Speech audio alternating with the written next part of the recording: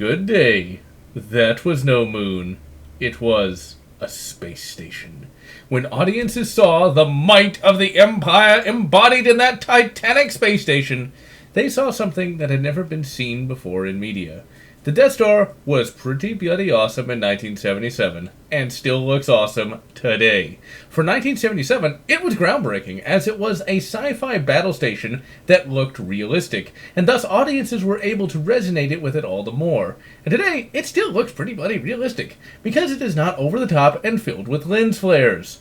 Throughout the years, there have been numerous comics and games and films that have attempted to explain how the Death Star came to be. Episode 2 confused matters because Geonosian leader Pago the Lesser gave some plans to Count Dooku 25 years before the original trilogy.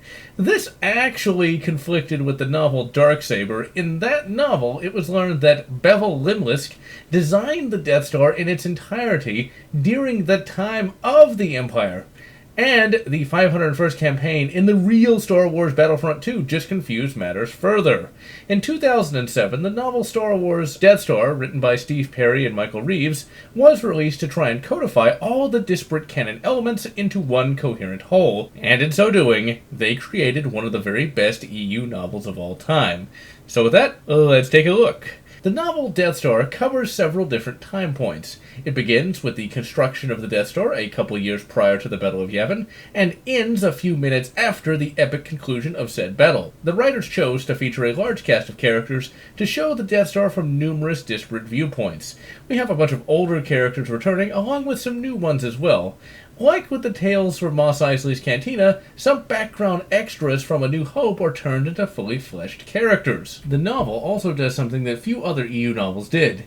It shows what it's like for a normal person to live in the Empire.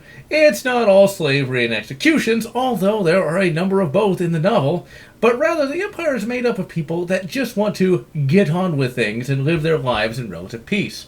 Most people are in no mood to join a nebulous rebellion, and they just want to be left alone. The Death Star is shown as a monumental undertaking undertaken by normal people. There are supply problems, and there are planning mistakes, and there is red tape everywhere.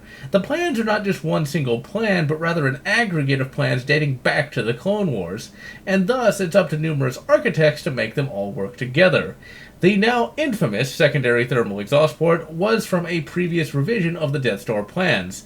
A viewpoint character spots it, tells someone about it, but then that someone gets sick and their replacement doesn't know about it, and thus the port is built. Several chapters feature viewpoints by characters that the fans, and myself included, have wanted to see for years. We get to see inside Darth Vader's head during Episode 4, and what is there is a Sith with a sadistic streak, and he smiles cruelly at others' misfortunes. Grand Moff Tarkin is fleshed out, and we learn that he had high respect for Dala's abilities and thought that she would have gained high rank without his help. They make for an interesting and thoroughly evil couple. Tarkin, while humanized, is still a complete bastard. One of the random background stormtroopers is made into a really compelling character that shows that there are people behind the Blastoid. One of the coolest and most tragic of all the characters is the lever puller. Yes, the guy who actually shoots the Death Star is a major character, and as you would expect, he falls into a deep depression by the end of the novel. The novel features a returning character from the MedStar duology, which was written by Steve Perry and Michael Reeves. In that novel, he was a young upstart doctor, and here, well, he's been stuck in the military for the last 20 years and is old and crusty, and at the end of his proverbial rope.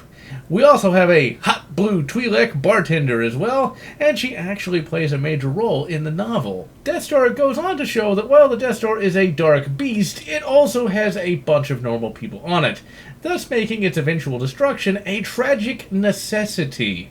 The novel begins by getting all of the characters set up and moved to the Death Star itself. They are all fairly compelling, and none feel like they are superfluous.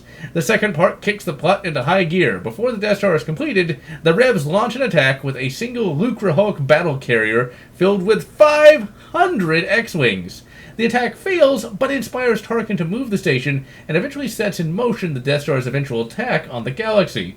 Meanwhile, many of our major characters start to get disillusioned with the Empire after the planet Despair is destroyed.